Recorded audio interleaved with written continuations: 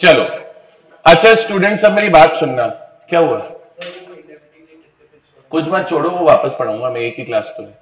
देखो सुनना मेरी बात ध्यान से। बेटा अपन लोग पेपर नंबर 2 पढ़ेंगे। क्या पढ़ेंगे? Paper number 2। I start from the basics, I start from the basics. We are starting with paper number 2, मतलब मैं आपको पेपर नंबर 2 पढ़ाऊंगा। मॉड्यूल 1 या ग्रुप 1 बोल लो, ग्रुप 1 एंड ग्रुप 2। ग्रुप 1 के अंदर टोटल 4 पेपर हैं। Paper number 1 will be accountancy, 3 और 4 मुझे पता नहीं क्या है, बाकी 2 लॉ है। क्या है? चल बताइए। तो मैं आपको पेपर नंबर 2 पढ़ाऊंगा। मैं आपको क्या पढ़ाऊंगा? पेपर नंबर 2 पढ़ाऊंगा, उसका नाम है corporate laws and other laws. ठीक है, थोड़ा सा उसका 5 मिनट का एक इंट्रोडक्शन देख लो और लॉ की कॉपी बनानी है। Kindly make a separate copy for law, kindly make a separate copy for law. और एक मेरी हम्बल रिक्वेस्ट है, मतलब वैसे तो मेरी बात की कोई वैल्यू है नहीं मुझे पता है, बट मैं अगर कोई एडवाइस दूंगा तो गलत नहीं दूंगा। आप ऑनलाइन आओ तो भी मुझे उतनी फीस मिलेगी, ऑफलाइन आओगे तो भी उतनी ही मिलेगी। मेरे को कोई फर्क नहीं पड़ता, मेरा कोई वेस्टेड इंटरेस्ट नहीं है। मेरी एडवाइस है अगर पॉसिबल है ऑफलाइन आइए। सीए के लेवल पे ऑनलाइन आना उससे बड़ी कोई बेवकूफी नहीं है। देखो जब मजबूरी है तब आएंगे, कोई अभी कोविड का ऐसा खतरा नहीं है। हाँ कोई का डिस्टेंस दूर है, कोई बात नहीं है। ऑफलाइन जो पढ़ाई होती है वो पढ़ाई ऑनलाइन नहीं हो सकती, चाहे सेम टीचर हो, डज नॉट मैटर। आज पता है क्या होता है मेरे साथ, बाकी टीचर्स का पता नहीं, क्लास में बच्चा बैठा है उसकी शक्ल देख के उनको पता चल जाता है इसको टॉपिक समझ में आया नहीं। मैं फैक्ट बता रहा हूं, मतलब मेरा इतना एक्सपीरियंस है पढ़ाने का, और मेरे को दिखता है इस बच्चों को नहीं समझ में आ रहा तो मैं वापस समझाऊंगा उसको देख के। ये चीज ऑनलाइन क्लासेस में नहीं हो सकती, क्योंकि एक तो आप लोग कैमरा ऑन नहीं करते, और मैं कितनी बार बोलूं कैमरा ऑन करने को, पागल हो जाता हूं बोलता बोलता, तो एंड में मैं भी छोड़ देता हूं फिर बोलना। समझ रहे हो? चलो अब भगवान का नाम लेते हैं, मतलब every good thing should start with the name of the god. So जो भी आपके भगवान हो, या कोई किसी अल्लाह में मानता हो, जीसस में मानता हो, जिसमें भी मानता हो, हाँ बहुत बढ़िया।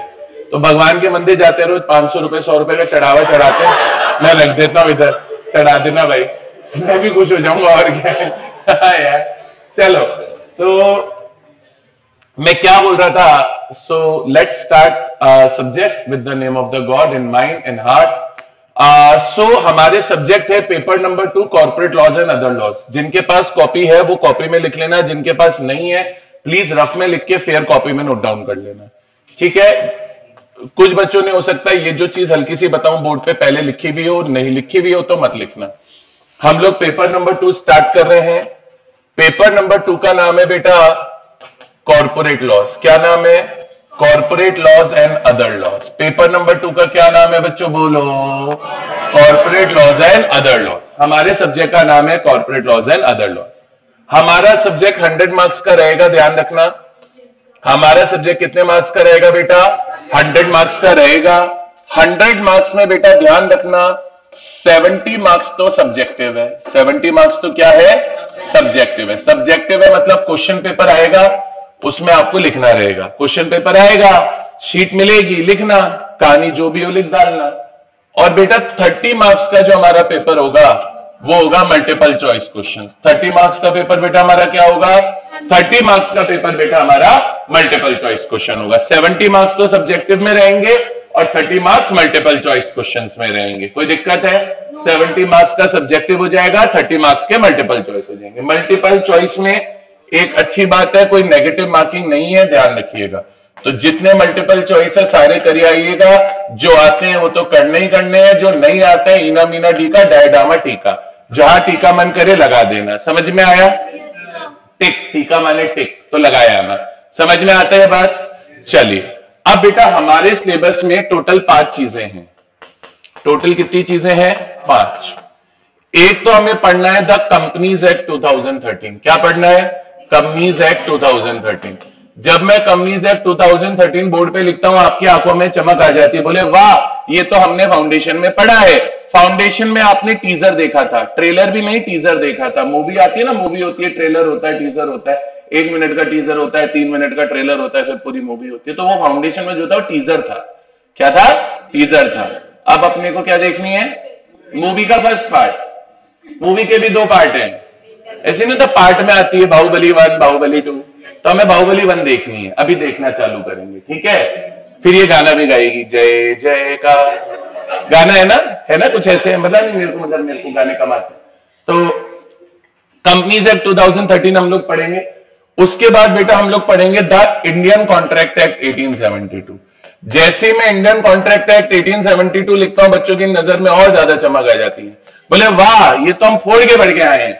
तो आपकी खुशखबरी के लिए बता दूं, जो आप फाउंडेशन में पढ़ के आए उसका 1% हिस्सा भी इंटर में नहीं है। इंटर में Indian contract act is completely different, completely separate from what we have discussed in foundation, ठीक है। चलिए, सो कंपनीज एक्ट हो गया, आईसी हो गया। उसके बाद एक हम पढ़ेंगे द नेगोशिएबल इंस्ट्रूमेंट एक्ट। क्या पढ़ेंगे? द नेगोशिएबल इंस्ट्रूमेंट एक्ट, प्यार का नाम 1881 है। एनआई एक्ट इसको प्यार से बोलते हैं, ध्यान रखिएगा, एनआई एक्ट ही बोला जाता है इसको। फिर एक है GCA, the general clauses act 1897। Sir एक रिक्वेस्ट है, ये जो डिजिटल बोर्ड है इस पे हैंडराइटिंग उतनी अच्छी नहीं आती है जो नॉर्मली व्हाइट बोर्ड पे आती है, तो अगर कोई वर्ड नहीं समझ में आए तो पूछ लीजिएगा।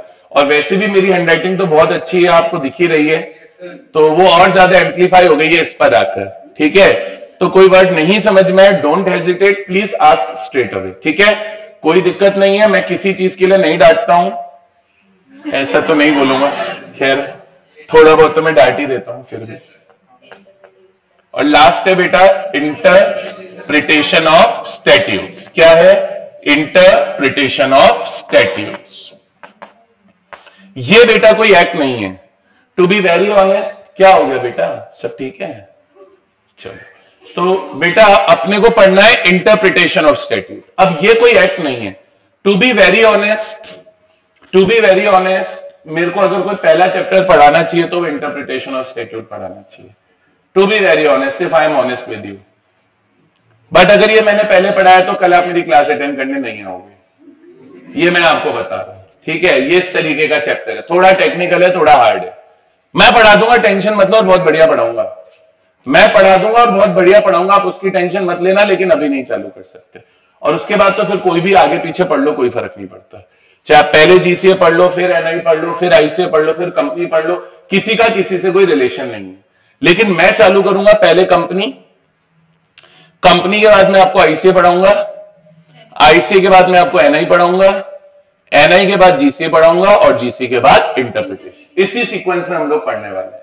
डन है? स्टार्ट करते हैं। सबने लिख लिया? एक हल्की सी चीज और लिख लेना, एंटीसिपेटेड या एक्सपेक्टेड वेटेज बता रहा हूं किससे कितने का आता है, या लिखते नहीं है, चलो छोड़ो, ये मैं आपको चैप्टर वाइज ही एनालिसिस करा दूंगा, जैसे हमने फाउंडेशन में किया था ना, ये मैं आपको चैप्टर वाइज ही करा दूंगा, छोड़ो, कल ही करा दूंगा। आ जाओ, लर्न करके आना पड़ेगा, कल लर्न करके आऊंगा, ठीक है। चलो इधर देखना, अरे मजाक कर रहा हूं, चलो इमोशनली हो गया आपको, प्रिंट आउट दूंगा आपकी बार, बहुत मेहनत होती है उसको बोर्ड पे बनाने में। चलो इधर देखना ध्यान से। तो अपन स्टार्ट करें कंपनीज एक्ट 13। बेटा अब प्लीज देखना, और जितना बोर्ड पे लिखा जा रहा है सारा लिखते हुए चलना। बेटा हमारे एक्ट का नाम है द कंपनीज एक्ट 2013। क्या नाम है हमारे एक्ट का? The companies act 2013।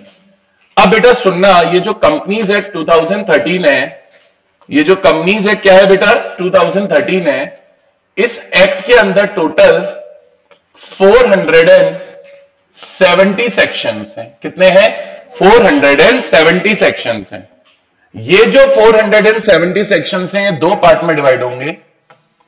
एक तो होंगे बेटा सेक्शन 1 से लेकर, एक तो होंगे बेटा सेक्शन 1 से लेकर 148 तक, और दूसरे होंगे बेटा सेक्शन 149 से लेकर 470 तक। तो ये जो 1 से लेकर 148 तक के सेक्शंस हैं, ये तो बेटा हम सीए इंटरमीडिएट के अंदर यानी सीए इंटर के अंदर पढ़ेंगे, और ये जो सेक्शन 149 से लेकर 470 है, ये मैं आपको सीए फाइनल में पढ़ाऊंगा। मैं पढ़ाऊंगा या जो भी पढ़ाएगा इस द केस में भी। समझ में आती है क्या बात? बोलिए यस और नो। तो ये हमारा डिवाइडेशन है, this is Baahubali 1, this is Baahubali 2, ठीक है। तो अपने को अभी कौन सी देखनी है? बाहुबली 1। और फाउंडेशन में जो देखा था वो क्या था, टीजर था। ठीक है, बढ़िया लगा था टीजर। अब मूवी देखेंगे, ठीक है, बढ़िया लगा था। चलो, कैसे हो, मतलब 1 मिनट में बात पलट लेते हो। ठीक है, आज तुम इतने सारे आ क्यों गए, त्योहार में आ रहे तुम्हारे, तो मनाने नहीं गए तो, समझ ही नहीं आ रहा मेरे को। है भाई, ये तो पहन के भी रेड कलर आया है, गाना चल रहा है बैकग्राउंड में, सुना तूने गाना लाल चढ़ी मैदान खड़ी? नहीं, खैर छोड़ो, मैंने भी नहीं सुना कभी। आओ, क्या नाम था आपका? गीतांश। वही थे ना जिसने डांट खाई है? ये गीतांश अलग लेवल का नाम है, मैं बता रहा हूं। अभी जस्ट जो मैंने इससे पहले मे वाला बैच पढ़ाया, उसमें भी एक गीतांश था, अलग ही कैरेक्टर है वो। चलो, आप आसपास हो गए? नहीं, चलो विल सी। खैर, चले आगे। हाँ खुशप्रीत, चले बेटा आगे, आगे आ जाओ, इसी बात पे आओ आगे। उसको बहन को भी ले आओ, साइड वाली को। तो मैं क्या बोल रहा था, इतना पीछे क्यों बैठ जाते आप 2 जने, इतनी सी हाइट है आपकी। चलो, यहां तक क्लियर है, सबको समझ में आ रहा है, पक्का आ रहा है? क्या पढ़ाया गया मैंने जो तुम्हें समझ में आ रहा है? हाँ, और बोलते हैं इतना कॉन्फिडेंट हो रहे हो, सर फोड़ दिया आपने तो। है तो 1 से 148 और 149 से 70 के अपने सेक्शन हैं। अब मैं चालू कर रहा हूं, ये लिख लिया आपने?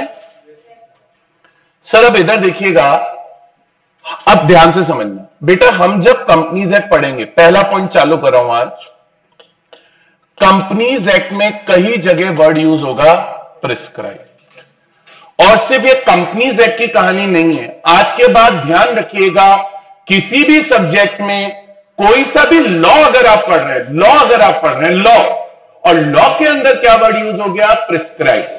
तो प्रिस्क्राइब का क्या मतलब होता है मैं बताता हूं बेटा। जैसे हम कोई एक्ट पढ़ते हैं, चाहे इंडियन कॉन्ट्रैक्ट एक्ट आपने पढ़ा, चाहे सेल ऑफ गुड्स एक्ट आपने पढ़ा, चाहे अभी मैं आपको कंपनीज एक्ट पढ़ाऊंगा। बेटा ये जितने भी एक्ट्स होते हैं, इनमें बहुत सारे सेक्शंस होते हैं। सेक्शंस आप पढ़ते ही हैं, इनमें बहुत सारे क्या होते हैं, सेक्शंस होते हैं। सेक्शंस आप पढ़ते ही हैं।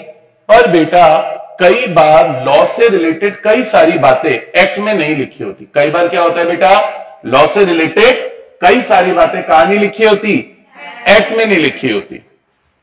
कई बार लॉ से रिलेटेड बहुत सारी ऐसी बातें होती है बेटा जो एक्ट में नहीं लिखी होती हैं। गवर्नमेंट उसके लिए अलग से क्या बनाती है, रूल्स बनाती है। गवर्नमेंट उसके लिए अलग से क्या बनाती है, रूल्स। जैसे मैं आपको एक एग्जांपल देता हूं जो आपने पढ़ा हुआ है उसी में से। आपने सीए फाउंडेशन में 1% कंपनी पढ़ा होगा, तो आपने इतना सा पढ़ा होगा। एक छोटा सा पॉइंट याद दिलाता हूं कि 1% कंपनी बनाने के लिए आप इंडिया के सिटीजन होने चाहिए। पढ़िए ये बात कि अगर मुझे 1% कंपनी बनानी है तो मैं इंडिया का क्या रहना चाहिए हूं, सिटीजन रहना चाहिए हूं। पढ़ा है आपने फाउंडेशन में? ये बात एक्चुअल में रूल्स में लिखी हुई है। कहां लिखी हुई है, रूल्स में लिखी हुई है। कंपनीज एक्ट में नहीं लिखी है बात। कंपनीज एक्ट में 1% कंपनी का सेक्शन है 3।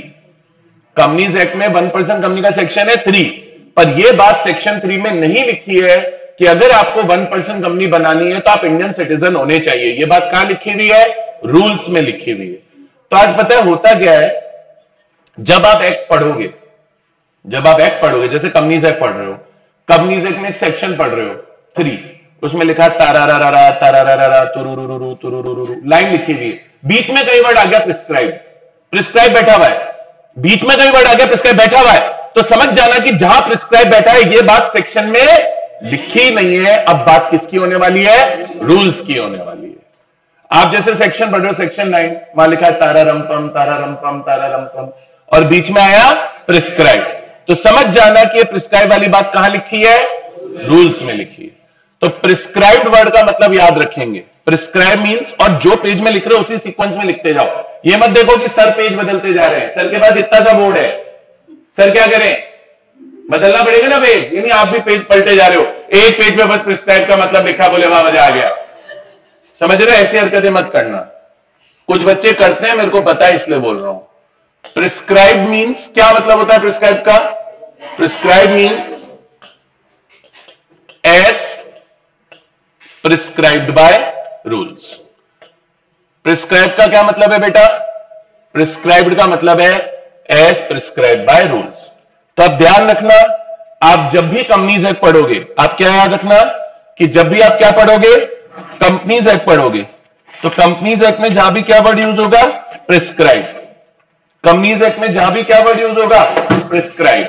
तो प्रिस्क्राइब का क्या मतलब समझेंगे, प्रिस्क्राइब का मतलब समझेंगे प्रिस्क्राइब बाय रूल्स। आती है बात समझ में? नहीं आती है बोलिए यस और नो। आ रही है बात समझ में? अब बेटा मेरी बात सुनना, हम लोग जब कंपनीज एक्ट पढ़ना चालू करेंगे 2013, तो कंपनीज एक्ट 2013 में टोटल 10 चैप्टर्स हैं। कितने हैं? 10। और उन 10 चैप्टर्स में मिलाकर 148 सेक्शन है, 148 सेक्शन है। पूरे कंपनीज एक्ट में टोटल चैप्टर कितने हैं? 10 है। हमारे सिलेबस में 10 है, वैसे पूरे कंपनीज एक्ट में टोटल 29 चैप्टर्स हैं। कितने चैप्टर्स है बताइए कंपनीज एक्ट में? 29। उन 29 में से हमारे सिलेबस में कितने हैं? 10। उन 10 चैप्टर में मिलाकर 148 सेक्शंस हैं। उनमें से किसी भी 148 सेक्शन में अगर वर्ड प्रिस्क्राइब्ड आया तो समझ जाना कि प्रिस्क्राइब का मतलब है प्रिस्क्राइब बाय रूल्स। एक चीज तो ये। अच्छा, अब एक दूसरी चीज और समझना जो ज्यादा इंपॉर्टेंट है बेटा। जो चैप्टर नंबर 1 है कंपनीज एक्ट का, वो मैं आपको नहीं पढ़ाऊंगा। अब आप पूछोगे सर क्यों नहीं पढ़ाओगे? नहीं, ऐसा नहीं है कि मैं नहीं पढ़ाऊंगा। कंपनीज एक्ट के चैप्टर नंबर 1 में बहुत सारी डेफिनेशंस हैं, जैसे ऑफिसर की डेफिनेशन है, रिलेटिव्स की डेफिनेशन है, स्मॉल कंपनी की, 1 पर्सन कंपनी की, प्राइवेट कंपनी की, पब्लिक कंपनी की, गवर्नमेंट कंपनी की, फॉरेन कंपनी की, कंपनी लिमिटेड बाय शेयर की, कंपनी लिमिटेड बाय गारंटी की, अनलिमिटेड कंपनी की, ऑडिटर की, चार्टर्ड अकाउंटेंट की, कंपनी सेक्रेटरी की, कॉस्ट अकाउंटेंट की, ऑफिसर इन डिफॉल्ट की, पेनल्टी की, ऑफेंस की, एक्सेट्रा। बहुत सारी डेफिनेशन है। अब ये डेफिनेशन मैं आपको चैप्टर 1 में नहीं पढ़ाऊंगा। मैं क्या करूंगा, चैप्टर 2, 3, 4 सीक्वेंस में पढ़ाता जाऊंगा, और जिस चैप्टर में जितनी डेफिनेशंस काम आएंगी वो उस चैप्टर के साथ पढ़ा दूंगा। 2 बेनिफिट होंगे। एक तो डेफिनेशन जहां काम आ रही है अगर वहां पढ़ेंगे तो उससे कॉन्सेप्ट क्लैरिटी ज्यादा आएगी, और दूसरा बेनिफिट ये होगा चैप्टर नंबर 1 खत्म हो गया, एलिमिनेट हो गया। आप तो यही सोचोगे ना, एक मेंटल ब्लॉक होता है ना, आज आप नहीं देखते गुड्स की प्राइसिंग होती है 199, है तो 200 कहीं ना वो आर्टिकल, लेकिन नाम क्या है? वो क्यों होता है? मेंटल ब्लॉक के लिए, कि मेंटली हमको दिख रहा है अरे आज का निमिष आए, अरे मास्क कटा, इसे हटा के बैठ, पूरी शक्ल देखूंगा मैं तेरी, कितना सुंदर लड़का देखो। तो कहां छुपा हुआ था इतने दिन, क्यों नहीं आ रहा था? अच्छा, तो 2-4 दिन 10 दिन से खाना भी नहीं खाया दिखता तूने, या तू ऐसा ही है? अच्छा, कितनी बार खाना खाता है हफ्ते में? पूछ रहा हूं मैं तो, देखो बेचारे को। खैर, so coming back to the topic, मैं बोल रहा था जैसे हम एक मेंटल ब्लॉक नहीं होता कि यार 10 चैप्टर पढ़ने, अब 10 नहीं मैं बोलूंगा हमें 9 चैप्टर पढ़ने, तो हम आइडियली 9 चैप्टर पढ़ेंगे और उन्हीं 9 चैप्टर्स के अंदर 10 चैप्टर्स का कंटेंट कवर कर जाएंगे। क्लियर है? अब मैं आपको पहला चैप्टर जो बेटा पढ़ाना चालू करूंगा, ये कंपनीज एक्ट 2013 का चैप्टर नंबर 2 है। इस चैप्टर नंबर 2 में बेटा सेक्शन 3 से लेकर सेक्शन 22 तक के सेक्शन है। कहां से लेकर कहां तक के सेक्शन है बेटा? 3 से लेकर 22। पहले मुझे बताओ 3 से लेकर 22 के बीच में नंबर ऑफ सेक्शंस कितने हुए? 20 हो गए। 19 मत बोलिए, 22 - 3 19 मत करिए, 22 - 2 कीजिए, क्योंकि 3 भी तो इंक्लूड हो रहा है ना हमारी काउंटिंग में। तो हमें इस चैप्टर में टोटल कितने सेक्शंस पढ़ने हैं बेटा? 20 सेक्शंस पढ़ने। अच्छा, इस चैप्टर का नाम क्या है? इस चैप्टर का नाम है बेटा इनकॉर्पोरेशन ऑफ कंपनी। क्या नाम है बेटा इस चैप्टर का? इनकॉर्पोरेशन ऑफ कंपनी एंड क्या नाम है? And matters incidental thereto, and matters incidental thereto. तो अगर आप मेरे से पूछोगे इस चैप्टर का नाम क्या है, तो मैं बोलूंगा इस चैप्टर का नाम है incorporation of company and matters incidental thereto. अब बेटा हर चैप्टर के साथ उस चैप्टर के अलग रूल्स हैं, हर चैप्टर के साथ उस चैप्टर के अलग क्या है? रूल्स। तो इस चैप्टर के साथ हमें अलग से रूल्स पढ़ने हैं। Companies incorporation rules. क्या पढ़ने बेटा बताओ? Companies incorporation rules 2014। ये 2014 में आए थे इसलिए हमने 2014 बोल दिया। तो ये बेटा हमारा चैप्टर नंबर 1 है, वैसे चैप्टर 2 है, मैं पहला पढ़ा रहा हूं आपको। चैप्टर नंबर 2 है जिसका नाम है incorporation of company and matters incidental thereto, और साथ में पढ़ेंगे कंपनीज इनकॉर्पोरेशन रूल 2014। इसमें हम सेक्शन 3 से लेकर 22 तक पढ़ेंगे। टोटलिटी में कितने सेक्शन पढ़ेंगे? 20 सेक्शंस पढ़ेंगे। कोई दिक्कत है?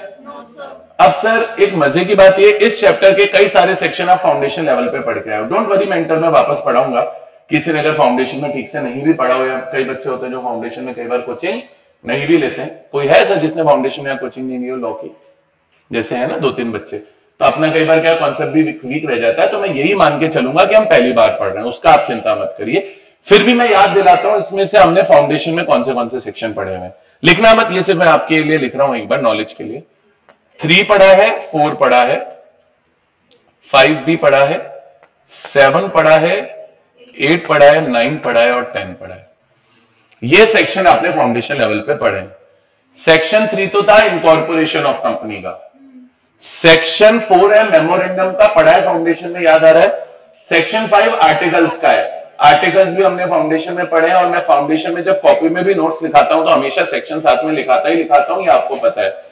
सेक्शन 7 में भी इनकॉर्पोरेशन ऑफ कंपनी है, जिसमें पूरे स्टेप्स नहीं होते थे, स्पाइस में एप्लीकेशन लगाते थे, INC 32 और जो भी धमाधम होता था। सेक्शन 8 में नॉट फॉर प्रॉफिट कंपनी है। सेक्शन 9 में इफेक्ट्स ऑफ इनकॉर्पोरेशन है। 10 नहीं पढ़ा आपने, 10 नहीं पढ़ा आपने, 10 नहीं लिखते हैं, 10 आपने नहीं पढ़ा है। बाकी 10 को छोड़ के जितने भी सेक्शंस हैं वो सब आपने ये 3, 4, 5, 7, 8, 9 फाउंडेशन में पढ़े हैं। और बिल्कुल सेम आएंगे वापस से, लेकिन मैं पूरा रिपीट करके दूंगा।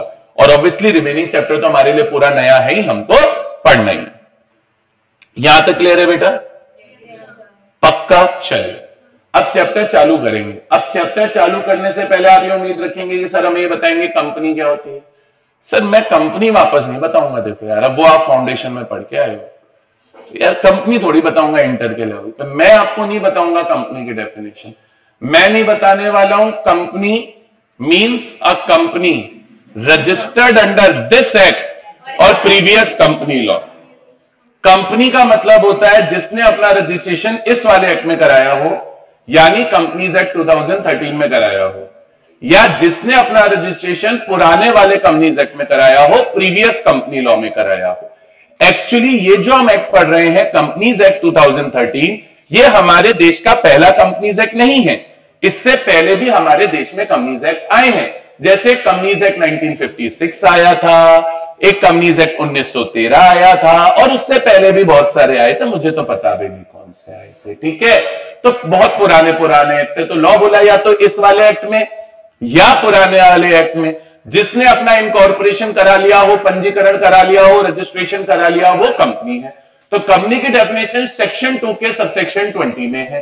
सेक्शन 2 का सबसेक्शन 20 बोला company means company registered under this act और प्रीवियस कंपनी लॉ। ये मैं आपको नहीं पढ़ाऊंगा, या फाउंडेशन में पढ़ के आए हो कि नहीं आए हो बताओ। अच्छा, फिर बेटा कंपनी के बहुत सारे फीचर्स होते हैं। अब अगेन इस लेवल पे हम फीचर नहीं पढ़ेंगे, ना बुक्स में है ना हमें पढ़ने, बुक्स में भी नहीं है। बुक्स में होते तो ऑब्वियसली मैं बोर्ड पे पढ़ाता ही आपको ना, तो मैं नहीं पढ़ूंगा।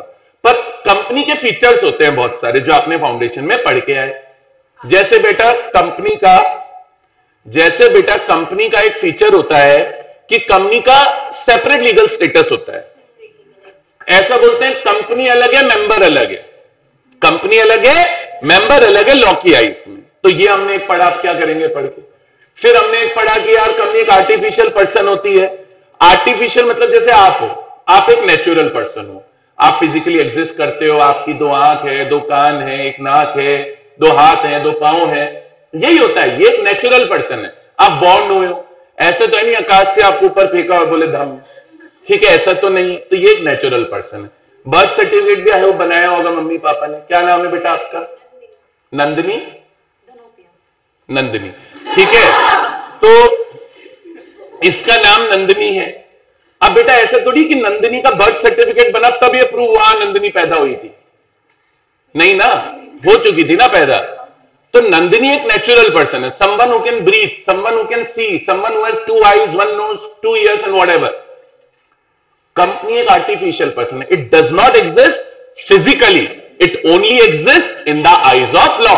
कंपनी का फिजिकली कोई अस्तित्व नहीं है, लेकिन वो कानून की नजरों में अपना एक पृथक अस्तित्व रखती है। That is it has a separate legal status in the eyes of law, even though it has no physical existence. That's why company is called an artificial person. तो ये सब मैं नहीं पढ़ाऊंगा, या फाउंडेशन में पढ़ के आए हो। तो कंपनी एक आर्टिफिशियल पर्सन होती है, कंपनी का सेपरेट लीगल स्टेटस होता है, परपेचुअल सक्सेशन होता है। परपेचुअल मतलब लॉन्ग टाइम, सक्सेशन मतलब जो चलता जाएगा। तो ऐसा बोलते हैं कंपनी चलती जाएगी, चलती जाएगी, चलती जाएगी और चलती जाएगी, फिर चलती जाएगी और चलती ही जाएगी। इसी को तो परपेचुअल सक्सेशन बोलते हैं। इतनी बार तो बोलना बनता ही है। लोग बोलते हैं मेंबर्स में come and go but a company goes on for ever. बोले मेंबर आते जाते रहेंगे, शेयर होल्डर आते जाते रहेंगे, पर कंपनी चलती रहेगी। यही दुनिया का सत्य है, जो आया है वो जाएगा, कंपनी को साथ में ले जा पाएगा। देख लो, इंडिया का one of the leading industrialist Rahul Bajaj, so he died yesterday, day before yesterday, Rahul Bajaj. so ऐसा थोड़ी बजाज कंपनी बंद हो गई। he was the founder Rahul Bajaj, but he died, but company still going on। अभी राजीव बजाज उसका बेटा है, वो कंपनी संभालता है, ठीक है, वो सलट जाएगा, कोई और आएगा। राजीव बजाज के भी तो 2 बच्चे हैं, एक बेटा एक बेटी है, तो कोई तो कंपनी में आएगा। विप्रो में देख लो, विप्रो को पहले जीस प्रेम जी संभालते थे, अब उनका बेटा ऋषभ प्रेम जी संभालता है। तो हर कंपनी में, मुकेश अंबानी को देख लो, पहले मुकेश अंबानी था, अभी भी है खैर मुकेश अंबानी, पर उसके 2 बेटे भी आ गए, एक पतला एक मोटा, ठीक है। मेरे को नहीं पता, मैंने ऐसा नहीं बोला, ठीक है, मैं तो बता रहा हूं। तो समझ में आ रहा है कॉन्सेप्ट। तो कंपनी में ऐसा बोलते हैं कि मेंबर्स की लाइफ पे कंपनी की लाइफ डिपेंड नहीं करती। मेंबर्स में come and go but company goes on for ever. मैं पढ़ा नहीं रहा, मैं सिर्फ रवा कर रहा हूं टॉपिक, क्योंकि उसके बाद ही तो मैं कंपनी तक को हाथ लगा पाऊंगा। 5 मिनट थोड़ा माइंड में फ्रेश तो हो, हम तो भूल गए, रिजल्ट पास हो गए, बोले अब कौन याद रखेगा, रखना पड़ेगा। तो कंपनी एक आर्टिफिशियल पर्सन है, कंपनी का सेपरेट लीगल स्टेटस होता है, कंपनी का परपेचुअल सक्सेशन होता है।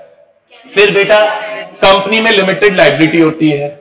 लिमिटेड लायबिलिटी मतलब हर मेंबर की लायबिलिटी उतनी है जितना शेयर के ऊपर अनपेड अमाउंट है। ट्रांसफरेबिलिटी ऑफ शेयर होती है, जैसे नंदिनी ने कंपनी के शेयर खरीदे तो नंदिनी अपने शेयर ये खुशी को बेच दे, खुशी अपने शेयर स्नेहा को बेच दे, स्नेहा अपने शेयर प्रियांशी को बेच दे, प्रियांशी अपने शेयर श्रेय को बेच दे, श्रेय अपने शेयर शैलेश को बेच दे, एज द केस में भी। समझ में आता है क्या? अरे बोलिए आता है, नहीं आता? आता है। आपको समझ में आया अमन? Very good. तो मैं क्या बोल रहा हूं, इसमें हंसने का क्या है? इस क्लास में किसी का नाम अमन है, आप पूछ लो, पूछ लेना, आप मुड़ो, जब उसका नाम देखो तो अगले दिन अपना नाम यही था ना जो अपना नाम अमन बताया था, ये रहा। इसका एक्चुअल नाम कुछ और है, आई एम नॉट जोकिंग, और मेरे को बोलता है अमन है। तो तू कौन सा एग्जाम्पल में था? फिर एग्जाम्पल है, तो चलो चलो समझ में आ रहा है सर। बेसिकली कंपनी में ट्रांसफरेबिलिटी ऑफ खुशी, बस इतना खुश मत। कंपनी में क्या है बेटा? ट्रांसफरेबिलिटी ऑफ शेयर है। तो कंपनी क्या है, रिपीट करो, एक आर्टिफिशियल पर्सन है, सेपरेट लीगल स्टेटस है, परपेचुअल सक्सेशन है, लिमिटेड लायबिलिटी है, ट्रांसफरेबिलिटी ऑफ शेयर। उसके बाद बेटा, मैं बोलूं बेटा, उसके बाद बेटा कंपनी में capacity to sue and be sued upon. जैसे आज मान लो कंपनी है रिलायंस, मैंने रिलायंस को लोन दिया, अब रिलायंस मेरा लोन चुका नहीं रही, तो मुझे केस मुकेश अंबानी पे नहीं करना, या उसकी जो बीवी है उस पे नहीं करना, या उसके जो बच्चे हैं उन पे नहीं करना, मोटे वाले पे तो बिल्कुल नहीं करना, ठीक है, अब तो वो भी पतला हो गया है, तो उन पे केस नहीं करना, मुझे केस किस पे करना है? रिलायंस पे। कल को मान लो मैं रिलायंस भी केस करना चाहती है तो रिलायंस मुझ पे करेगी, मुकेश अंबानी मेरे ऊपर नहीं करेगा। कंपनी अपने नाम पे केस कर सकती है और कंपनी के ऊपर अपने ही नाम से केस हो सकता है। Company can sue and be sued upon in its own. फिर एक होता है सेपरेट प्रॉपर्टी। सेपरेट प्रॉपर्टी का इतना सा मतलब है कि कंपनी अपने नाम पे प्रॉपर्टी खरीद सकती है और कंपनी अपने नाम पे प्रॉपर्टी बेच भी सकती है। मतलब आज प्रॉपर्टी खरीदनी है तो रिलायंस के नाम से आएगी, मुकेश अंबानी के नाम से नहीं आएगी। प्रॉपर्टी बेचनी है तो रिलायंस के नाम से बेची जाएगी, मुकेश अंबानी के नाम से नहीं बेची जाएगी। तो कंपनी अपने नाम से प्रॉपर्टी खरीद सकती है और अपने नाम से प्रॉपर्टी बेच सकती है। याद आया? तो कंपनी एक आर्टिफिशियल पर्सन है, सेपरेट लीगल स्टेटस है, परपेचुअल सक्सेशन है, सेपरेट लायबिलिटी है, लिमिटेड लायबिलिटी है, ट्रांसफरेबिलिटी ऑफ शेयर्स है और परपेचुअल सक्सेशन है। उसके अलावा कंपनी के अंदर capacity to sue and be sued upon और सेपरेट प्रॉपर्टी है। और लास्ट कंपनी का फीचर, कंपनी में बेटा ओनरशिप और मैनेजमेंट को अलग अलग रखा गया है। कंपनी के ओनर्स कौन होते हैं? कंपनी के मेंबर्स नहीं बोलना तो शेयर होल्डर्स बोल लेना, एक ही बात है। तो कंपनी के ओनर्स कौन है? कंपनी के मेंबर्स, कंपनी के शेयर होल्डर्स। कंपनी के ओनर्स कौन है? मेंबर्स या शेयर होल्डर्स। लेकिन कंपनी का day to day management members नहीं करते हैं, मेंबर्स अपॉइंट करते हैं डायरेक्टर्स। और कंपनी का मैनेजमेंट करने का राइट सिर्फ डायरेक्टर को है। आज मान लो ये फर्स्ट 2 रोज में जितने बच्चे बैठे हैं, फर्स्ट 2 रोज में इन सबने मिलकर एक कंपनी बना ली। तो जैसे ये है, रिया है या खुशप्रीत है या खुशी है या अंकिता है या श्रेया है या खुशी है या नंदिता है या ललिता है या पीयूष है, ये सारे मिलकर कंपनी बना ली। अब ये पीयूष बोलता है मैं कंपनी के मैनेजमेंट में पार्ट लूंगा, तो तू नहीं ले सकता। ये ललिता बोली मैं कंपनी के मैनेजमेंट में पार्ट लूंगी, ये नहीं ले सकती। नंदिनी समथिंग समथिंग बोली मैं कंपनी के मैनेजमेंट में पार्ट लूंगी, ये नहीं ले सकती। सर कंपनी के मैनेजमेंट में सिर्फ वही बंदा पार्ट ले सकता है जो कंपनी का डायरेक्टर है। हाँ ऐसा हो सकता है सारे शेयर होल्डर मिलकर बोले कि यार ये नंदिनी बहुत टैलेंटेड बंदी है, इसी को डायरेक्टर भी बना दो, तब ये कंपनी के शेयर होल्डर भी बन गई, डायरेक्टर भी बन गई, तो ये जाके मैनेजमेंट कर सकती है। लेकिन कंपनी का मैनेजमेंट करने के लिए आपको कंपनी का डायरेक्टर होना जरूरी है। अगर आप कंपनी के डायरेक्टर नहीं हैं तो आप कंपनी का मैनेजमेंट नहीं कर सकते हैं। इसीलिए ऐसा बोलते हैं कि कंपनी में सेपरेट रखा गया है, सेपरेशन रखा गया है ओनरशिप का और मैनेजमेंट का। बोलिए आया। आज कंपनी में बहुत सारे ऐसे डायरेक्टर्स भी होते हैं बेटा जो कंपनी के मेंबर नहीं होते। अब मैं एक चार्टर्ड अकाउंटेंट हूं, प्रोफेशनल बंदा हूं, बहुत होशियार हूं, बहुत शानदार हूं, बहुत जबरदस्त हूं। अंबानी जी का फोन आया, मुकेश बोले यार भैया हमारी कंपनी के डायरेक्टर बन जाओ प्लीज। अब अंबानी सामने प्लीज बोला तो खैर अब अपन तो आदमी भले हैं ही, आप जानते हो, मैंने नहीं मना किया, मैंने कहा ठीक है साहब बना। तो अब मैं रिलायंस का शेयर होल्डर नहीं हूं, पर मैं रिलायंस का क्या बन गया, डायरेक्टर। रिलायंस के शेयर होल्डर गिरी करें, ओनरशिप गिरी करे, पर मैनेजमेंट तो मैं ही करूंगा क्योंकि मैं कंपनी का डायरेक्टर हूं। तो कंपनी का सबसे इंपॉर्टेंट फीचर है, भगवान कसम अगर ये भूल गए तो आगे चैप्टर में दिक्कत आएगी। कंपनी में मैनेजमेंट को और ओनरशिप को अलग अलग रखा गया है। कंपनी के ओनर्स कंपनी के मेंबर या शेयर होल्डर हैं, जबकि कंपनी का मैनेजमेंट कंपनी के डायरेक्टर्स करते हैं। याद रखेंगे एक छोटा डेटा और याद रखेंगे छोटा सा, प्राइवेट कंपनी में मिनिमम 2 डायरेक्टर होते हैं, कितने, और पब्लिक कंपनी में मिनिमम 3 होते हैं, और मैक्सिमम कोई भी कंपनी हो 15 डायरेक्टर होते हैं। मिनिमम कितने डायरेक्टर होंगे, 2 या 3, और मैक्सिमम कोई सी भी कंपनी हो मैक्सिमम डायरेक्टर की लिमिट 15 ही है। 15 से ऊपर भी जा सकते हैं, लेकिन उसके कोई बहुत ज्यादा एक्सेप्शन केसेस हैं, वो सीए फाइनल लेवल पे मैं आपको पढ़ाऊंगा अंडर सेक्शन 169 अगर आप आए तो, ठीक है। चलो समझ में आता है, यहां तक समझ में आता है, बोलो। कंपनी का एक बेसिक सबको याद आ गया। फिर एक छोटा सा, अगर याद रहे, नहीं रहे तो कोई बात नहीं, बीच बीच में हल्का फुल्का काम आता है, याद रहे नहीं तो कोई बात नहीं। आपने फाउंडेशन में कॉन्सेप्ट पढ़ा होगा कॉर्पोरेट व्हील का। तो व्हील का मतलब होता है पर्दा या कर्टेन, ये नहीं कर्टेन लटक रहे, ये रहा व्हील। एकदम प्रिसाइज में पूछोगे व्हील क्या है, तो जो मुस्लिम लेडीज होती हैं वो जो बुर्का पहनती हैं, बुर्के में एक छोटी सी जाली होती है जिनसे उनका चेहरा पूरा नहीं दिखता, थोड़ा थोड़ा दिखता है, उसको व्हील बोलते हैं। वैसे हटाती है ना सलीना बेगम, ठीक है। तो वो जो पार्ट है वो एक्चुअल में व्हील होता है। अगर आप में से एग्जैक्ट पूछो तो, या अपने हिंदू समाज में राजपूत होते घूंघट लेके घूमती हैं लेडीज, तो जो घूंघट होता है वो यूं हटाती हैं, तो जो घूंघट वाला पार्ट है that is basically called as veil. ये कॉन्सेप्ट है, ठीक है। ये मेरे को इमेजिन कर रहे हैं व्हील में, बोले सर कैसे लगेंगे, हैं? चलो मुझे मत इमेजिन करो, किसी और को करो, त्योहार भी आज तो। खैर यहां तक क्लियर है, समझ में आ रहा है। तो बेटा corporate wheel is another way of saying separate legal status. वैसे तो corporate wheel separate legal status का ही दूसरा नाम है, बट थ्योरी हिसाब से बोलने के लिए व्हील का कॉन्सेप्ट ये बोलता है कि कंपनी और कंपनी के मेंबर्स के बीच में एक व्हील है, एक पर्दा है, एक कर्टेन है, और ये जो व्हील है, जो पर्दा है, जो कर्टेन है, वो कंपनी को कंपनी के मेंबर से सेपरेट करता है। आया समझ में, नहीं आया? ये एक बेसिक था जो आपको फाउंडेशन का पता होना चाहिए। ये मैंने 2 कारण से रिपीट किया, एक तो फाउंडेशन वाले बच्चे भूल जाते हैं तो उनके लिए रिपीट किया, कुछ बच्चे ऐसे हैं, दूसरा रीजन जो फाउंडेशन पास ही नहीं किए हैं, वो डायरेक्ट एंट्री रूट से आए हैं बीकॉम वगैरह करके, तो उनके लिए भी मैंने रिपीट किया। पहले मुझे बताइए यहां तक समझ में आया? अब बेटा जो कंपनी होती है, कंपनी को रेगुलेट करने के लिए, कंट्रोल करने के लिए हमारे देश में बनाया गया the companies act 2013 containing 470 sections, of which 100 to 148 sections are going to be discussed at this level. आती है बात समझ में? चलो थोड़ा सा कुछ देखते हैं, थोड़ा सा कुछ चल जाए तो क्या पता।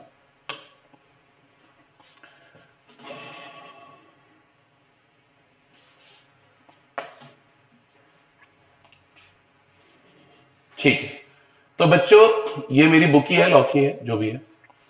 तो मैंने टोटलिटी में कितने चैप्टर बताए थे कंपनीज एक्ट में? 10। तो ये चैप्टर नंबर 1 है, इसमें इंट्रोडक्शन पढ़ लेंगे बेसिकली कंपनीज एक्ट का। और इस चैप्टर में जब आपको बुक मिलेगी, आप देखना मैंने हर चैप्टर की सेक्शन की लिस्ट बना के दे रखी है। चैप्टर 1 में ही ईच एंड एवरी चैप्टर का सेक्शन का लिस्ट है। रीजन है वहां से आपको सेक्शन रिवाइज करने में आसानी होगी, बिकॉज सीए इंटर लेवल पे आपको सेक्शन नंबर लर्न करने होते हैं। ठीक है, थोड़े थोड़े मैं साथ में भी लर्न कराऊंगा, but at the same time आपको घर पे भी मेहनत करनी पड़ेगी। तो ये हमारी बुक है, इसमें चैप्टर नंबर 1 है जो है डेफिनेशन वाला है। चैप्टर नंबर 2 ये हम चालू करेंगे। चैप्टर नंबर 2 हम लोग चालू करेंगे। चैप्टर नंबर 2 का नाम क्या है? चैप्टर नंबर 2 का नाम है incorporation of company and matters incidental thereto. ये वाला चैप्टर अभी हम खैर क्या कर रहे हैं, स्टार्ट कर रहे हैं। उसके बाद बेटा चैप्टर नंबर 3 है prospectus and allotment of securities. Chapter number 4 है share capital and debentures. Chapter number 5 है acceptance of deposits by companies. Chapter number 6 है registration of companies.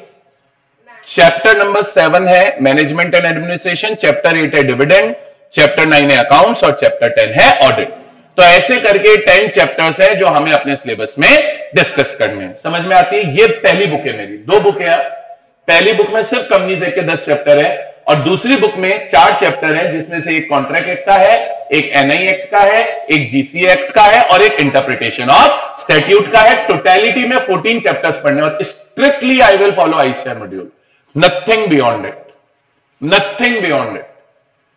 ICAR module follow करेंगे, चाहे क्वेश्चंस करने हो चाहे थ्योरी पढ़नी हो। हाँ, मल्टीपल चॉइस क्वेश्चन आईसीएआर की बुक्स में नहीं है, तो मैंने अपनी बुक में हर चैप्टर वाइज बहुत सारे मल्टीपल चॉइस क्वेश्चंस भी पहले से दिए गए। ठीक है, चलिए थोड़ा सा देखेंगे अब बेटा।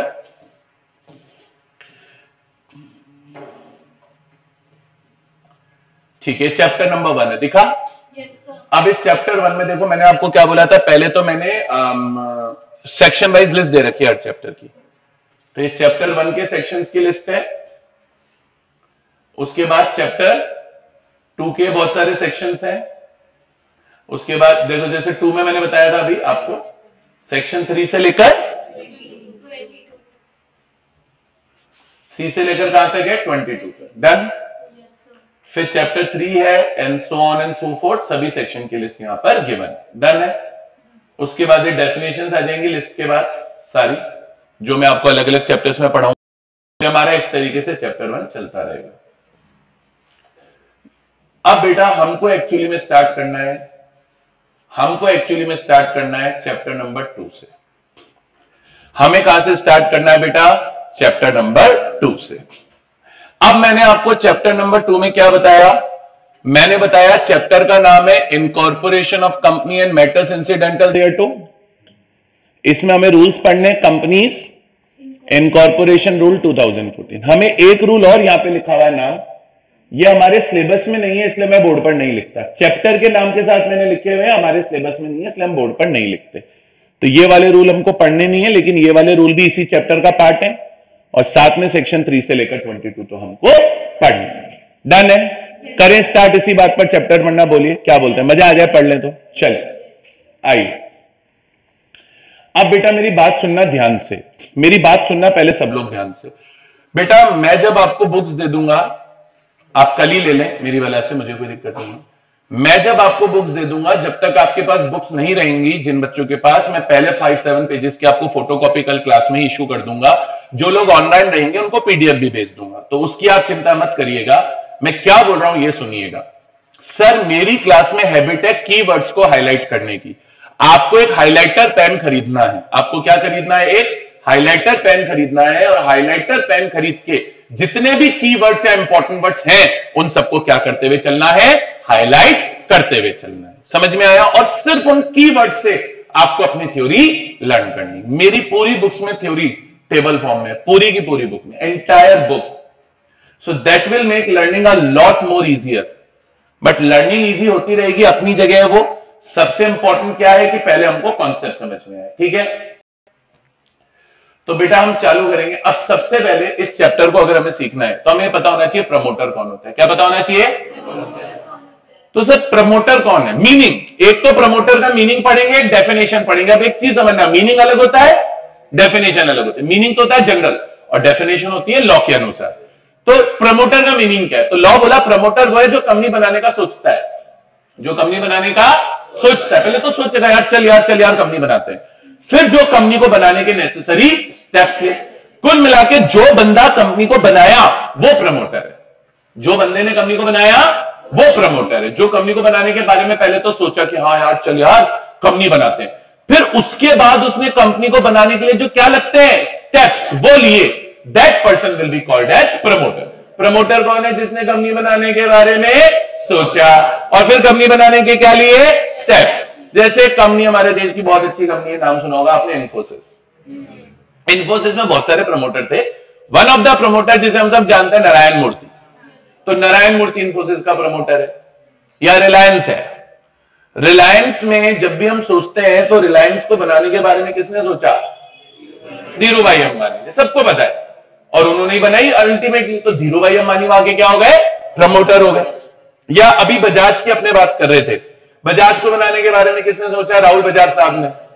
राहुल बजाज साहब ने, मेरी फोटो है उनके साथ, दिखाऊंगा कभी, ठीक है, हम कंपनी डीलर है ना भाई उनके।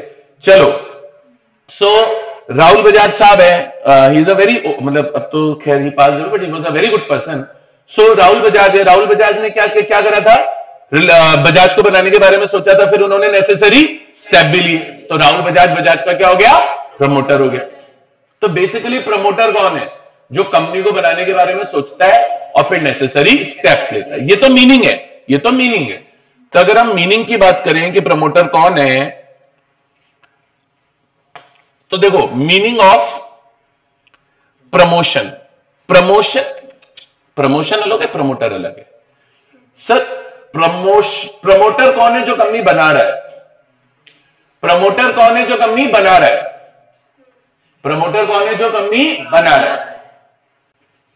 और बेटा जब हम कंपनी बनाते हैं तो कंपनी में बनाते हैं में लगते हैं स्टेप्स, उन स्टेप्स को बोलते हैं प्रमोशन। तो बनाने वाला प्रमोटर और बनाने में लगने वाले स्टेप प्रमोशन। अब देखना इधर, पहले तो पढ़ना प्रमोशन मीन्स क्या? Preliminary step. प्रिलिमिनरी यानी जो बिगनिंग में लगे। तो promotion means preliminary steps undertaken. Undertaken यानी जो लिए गए, किसके द्वारा? By the promoters. प्रमोटर्स के द्वारा लिए गए to bring a company into existence, company को बनाने के लिए। अब जैसे मैंने ये हाईलाइट किया, तो आपको ये हाईलाइट करना है या आपको पढ़ना है। पहली वाली लाइन को मैंने छुआ भी नहीं, तो ना ये आपको छूनी है ना आपको पढ़नी है। कोई एक्स्ट्रा नॉलेज के लिए पढ़ना चाहे वो उसकी मर्जी है, ठीक है। और प्रमोटर कौन है? मीनिंग के हिसाब से, डेफिनेशन के हिसाब से नहीं, मीनिंग के हिसाब से। मीनिंग के हिसाब से प्रमोटर कौन है? Promoter means a person who conceives an idea, who conceives an idea to form a company and then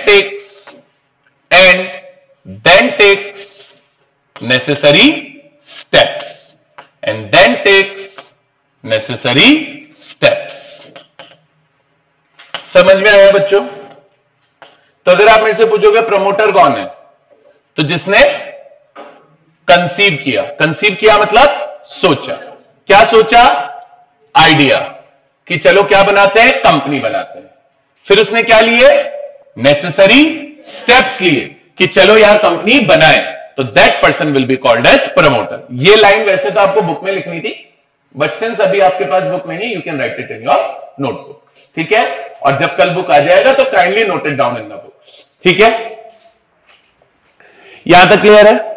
तो अगर आप मेरे से पूछोगे प्रमोटर कौन है, तो promoter means a person who conceives an idea to form a company and then takes necessary steps. कोई दिक्कत? अब सर ये आती है प्रमोटर की लीगल डेफिनेशन। एक्चुअल में आपको ये लर्न करनी है। और अब सोचो ये डेफिनेशन अगर आप आईसीआई का बुक देखोगे तो चैप्टर 1 में, 2 में नहीं मिलेगी। और मेरी बुक देखोगे तो मैंने कहा डाली 2 में। अब चैप्टर 2 में हम ये सीखेंगे कंपनी कैसे बनती है। तो उसको सीखने के लिए पता होना चाहिए प्रमोटर कौन है। तो प्रमोटर का मीनिंग सीखने का कोई मतलब नहीं था चैप्टर 1 में, तो वो डेफिनेशन मैंने बाय डिफॉल्ट कहां ले आई, चैप्टर 2 में ले आई। तो हम डेफिनेशन सीखेंगे प्रमोटर की। प्रमोटर की डेफिनेशन है सेक्शन 2 के क्लॉज 69। अच्छा, अब आपने डेफिनेशन पहले भी पढ़ी होगी प्रमोटर की, पढ़ी या नहीं पढ़ी? फाउंडेशन में सीखी होगी आपने, प्रमोटर का सीखा होगा। याद है तो बहुत बढ़िया है, नहीं याद है तो कोई बात नहीं, मैं वापस से पढ़ा रहा हूं। फिर बोल रहा हूं, याद है तो बहुत बढ़िया है, नहीं याद है तो कोई बात नहीं, मैं वापस से पढ़ा रहा हूं। इधर देखना, आप मेरे से पूछोगे प्रमोटर कौन है, तो बेटा कंपनी क्या है, जब पब्लिक को शेयर इशू करती है तो पब्लिक को इनवाइट करती है, बोले आओ भाइयों और बहनों और हमारे शेयर खरीदो।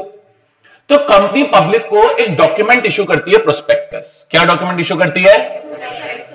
तो लॉ बोला जिस बंदे का नाम हमने प्रोस्पेक्टस में प्रमोटर के तौर पे लिख दिया वो प्रमोटर मान लेंगे। हमने प्रोस्पेक्टस में लिख दिया नंदिनी प्रमोटर है तो बस नंदिनी प्रमोटर है। हमने प्रोस्पेक्टस में लिख दिया खुशी प्रमोटर है तो बस खुशी प्रमोटर है। हमने प्रोस्पेक्टस में लिख दिया अमन, देखा, हमने प्रोस्पेक्टस में लिख दिया कि अमन प्रमोटर है तो बात खत्म, अमन प्रमोटर है।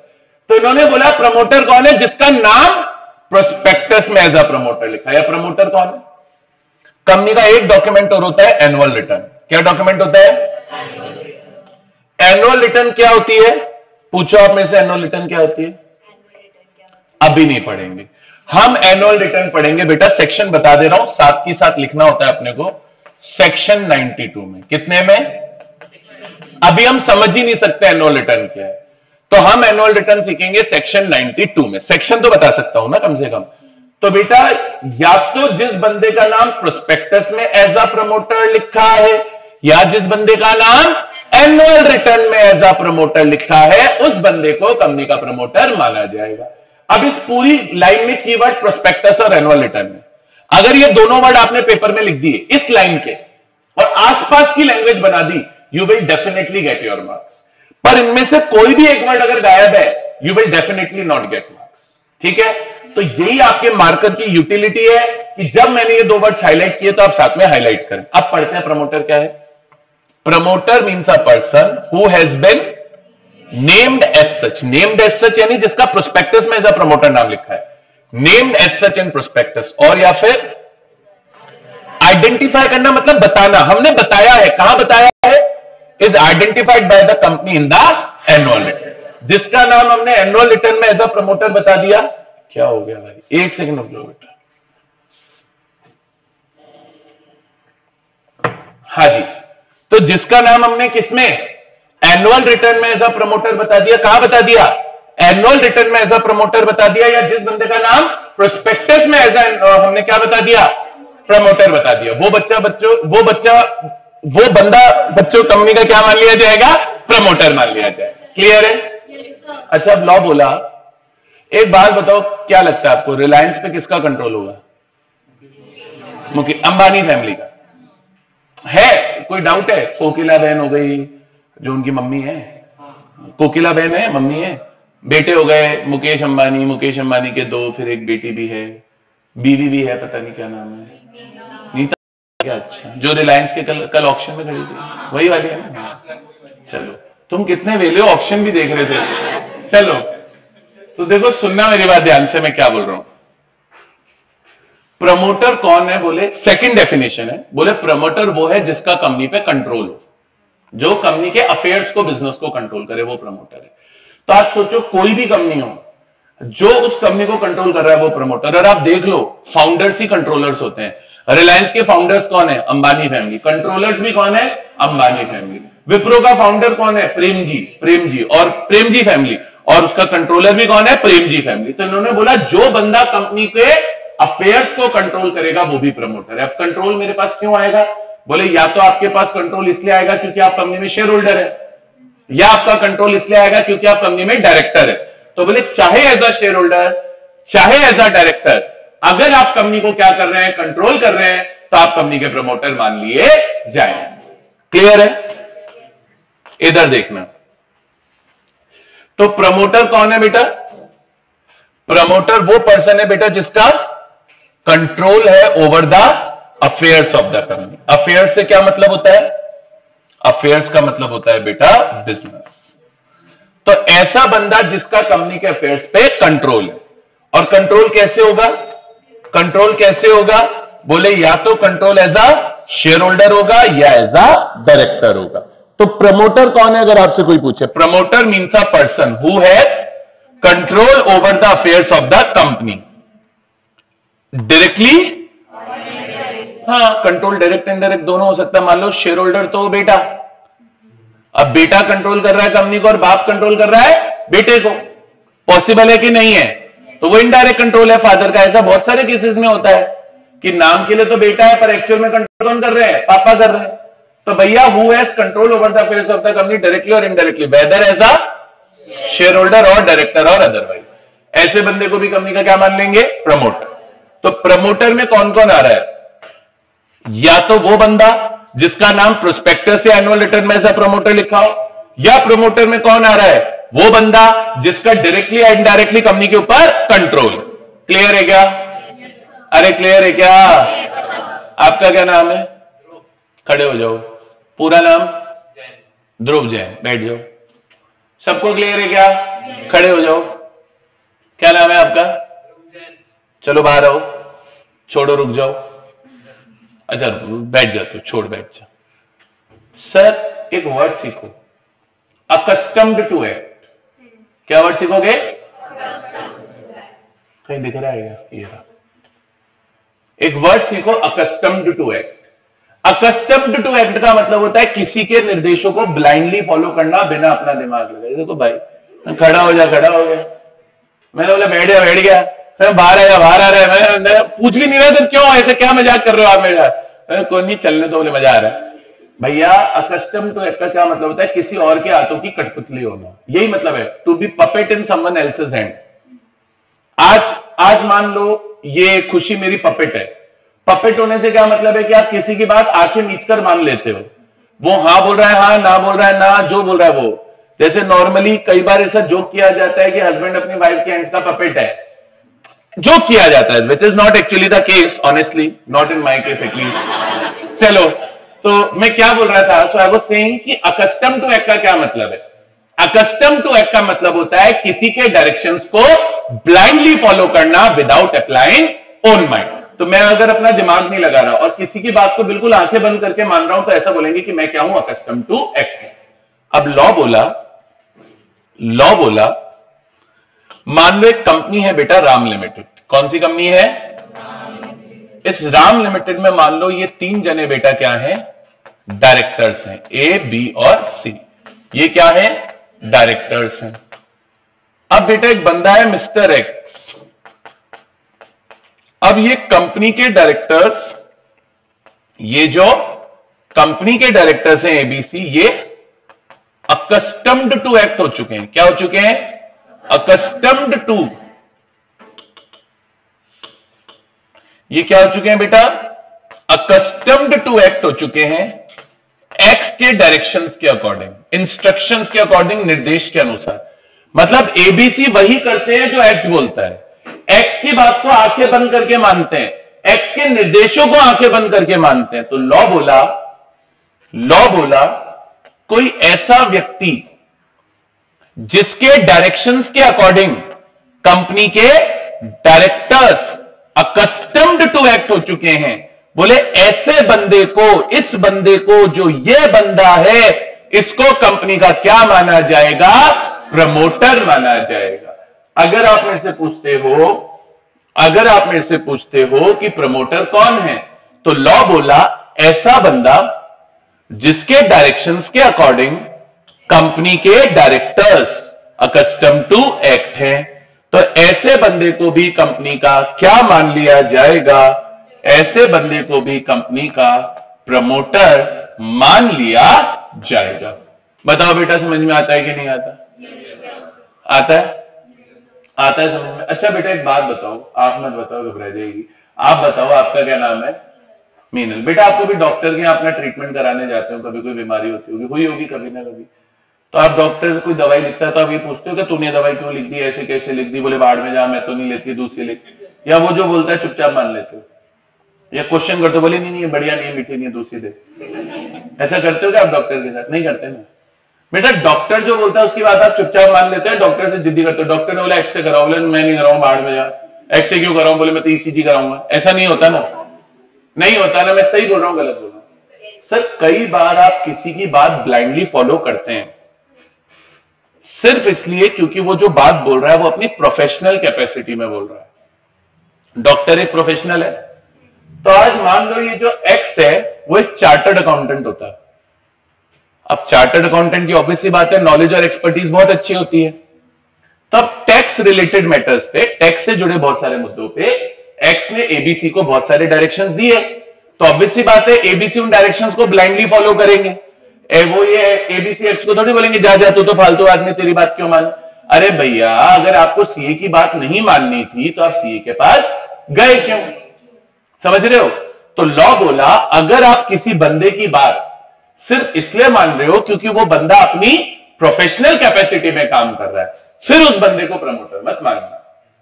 आज एबीसी अगर एक्स की बात सिर्फ इसलिए मानते हैं क्योंकि एक्स जो भी बातें बोल रहा है वो अपनी प्रोफेशनल कैपेसिटी में बोल रहा है, लॉ बोला है someone is acting in his professional capacity like mister X, suppose करो is a CA and he is acting in his professional capacity, then he will not be treated as a promoter. बोलो आया? Otherwise general rule ये अगर कोई भी बंदा ऐसा है जिसके डायरेक्शंस के अकॉर्डिंग कंपनी के डायरेक्टर्स अकस्टम टू एक्ट है, तो ऐसे बंदे को बेटा कंपनी का क्या माना जाएगा? प्रमोटर माना जाएगा। बोलो आया? तो देखो आगे क्या लिखा है, प्रमोटर कौन है? Promoter means a person in accordance with whose advice, directions or instructions the board of directors of the company is accustomed to act। समझ में आया कि नहीं आया बेटा? बताइए यस और नो। इसका एक फोटो खींच के अपने पास रखिए, कल जब बुक आएगी आपको चाहिए होगा हाईलाइट करने के लिए। कोई भी एक जना प्रॉपर फोटो लेके ग्रुप में शेयर कर दीजिए बस, that is much more than sufficient. सारे प्रोफेशनल फोटोग्राफर्स मत बनिएगा, ठीक है?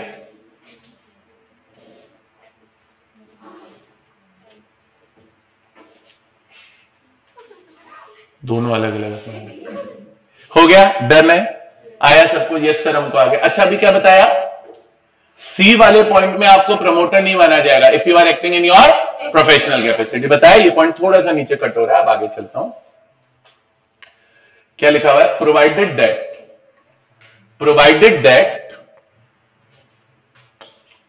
That nothing in sub clause सी, बोले जो सी पॉइंट में लिखा वो नहीं अप्लाई होगा। किसको नहीं अप्लाई होगा?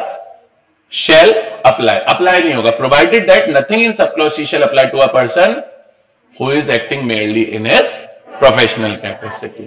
एग्जाम्पल के तौर पे सीए हो गए, सीएस हो गए, एडवोकेट हो गए। डॉक्टर इसलिए नहीं लिखूंगा, कंपनी के केस में डॉक्टर्स का कोई काम नहीं होता। क्लियर है क्या? चलिए यहां तक क्लियर है बच्चों? आया नहीं आया समझ में? बोलिए यस और नो।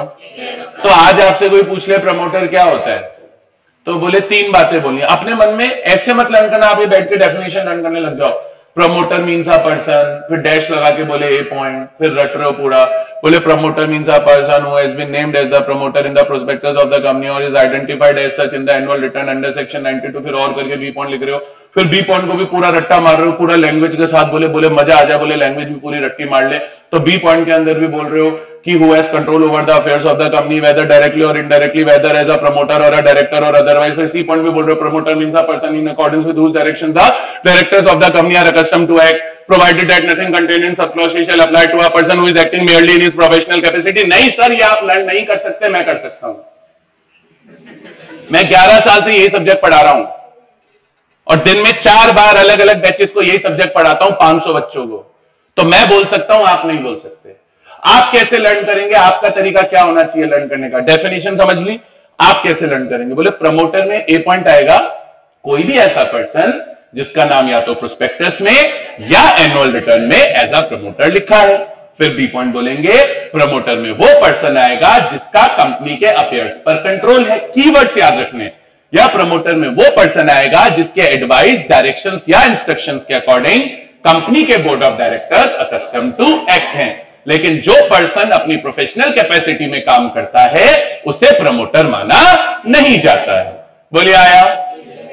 यहां तक क्लियर है? ठीक है, तो बेटा आज मैंने यहां तक करा दिया, कल आगे कंटिन्यू करेंगे। और मैं सर उस हिसाब से नहीं पढ़ाता कि शुरुआत में धीरे चलें बाद में तेज चलें, मेरी यही स्पीड है पढ़ाने की। डे 1 से लेकर लास्ट डे तक मैं इसी स्पीड से पढ़ाऊंगा, लेकिन जो पढ़ाऊंगा वो अच्छे से समझा दूंगा।